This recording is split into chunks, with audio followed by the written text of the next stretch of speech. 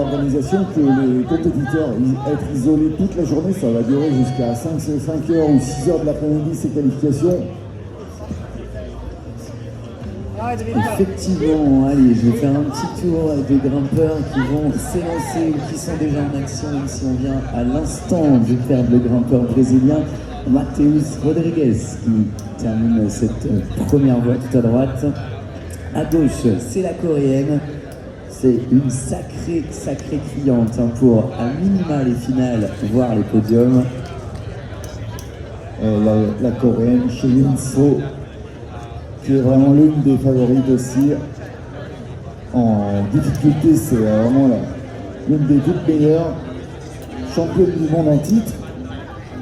L'an passé à Tokyo, l'une des seules compétitions de la saison à laquelle elle a participé. Donc attention à elle. Elle était moins présente sur les résultats, mais c'est simplement parce qu'elle n'a pas participé à quasiment les 2 dernières saisons. L'une pour le Covid, la deuxième aussi, mais c'était parce que la Corée a fait le choix de ne pas envoyer beaucoup d'athlètes tant que la situation n'était pas rétablie au niveau sanitaire.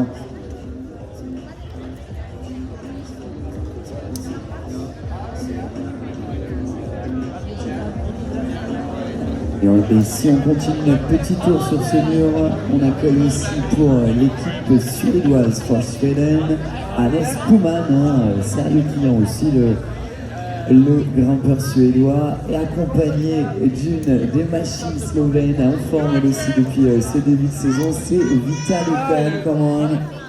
Là on s'est tout donné de la tête, tellement il y a de beaux grimpeurs sur le mur, effectivement. Ce Suédois qu'on connaît bien, Hannes Puman, très grand grimpeur par la taille,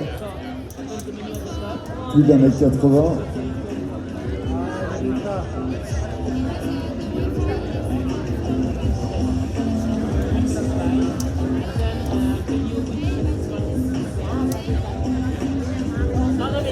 Et sur la voie numéro 2 des hommes, c'est l'anglais James Pope qui vient de partir. Il est aussi un des spécialistes en difficulté, surtout dans l'équipe britannique. Chez les Britanniques, on a plutôt des bloqueurs performants. Ça monte bien sur la voie 1 pour Cheyun So.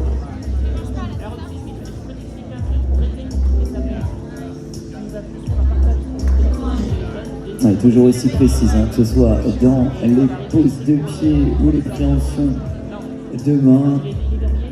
Ça sent le premier top. Allez Chamonix, j'espère que vous êtes prêts. On va se réveiller en douceur. Et à 9h26, on a le premier top de cette compétition de difficulté. Le retour de la Coupe du Monde de Diff à Chamonix, étape